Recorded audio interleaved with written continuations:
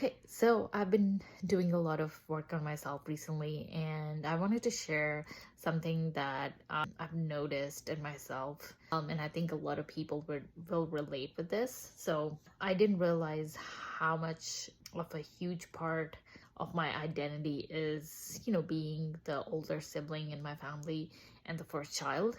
So I think something that I heard recently from another video on social media is the good girl syndrome. So I think that's something that a lot of people who are older siblings will relate to, is basically being the one who has to be a good girl all the time. I think since I was born, that's something that I took on, maybe from my surroundings, my parents, I'm not sure. But I think it was multiple factors. But yeah, I definitely picked on that, where I have always tried to be the good girl. I've always seen myself as, okay, I am a good girl, and what's a good girl supposed to do? A good girl is supposed to do this. A good girl is not supposed to do this. So I think that's something that I've always done.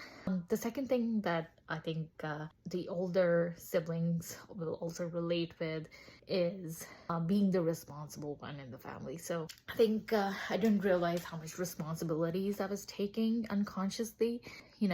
As soon, I think, as I entered my early 30s, or maybe like even late 20s, I was already taking on a lot of responsibilities as the oldest sibling. I felt responsible for my younger siblings, to be someone they look up to, be someone who they follow, be someone who paves the path for them for a lot of things. And I think that's something that a lot of older siblings see themselves as, where they always have to do and they always have to be the responsible one.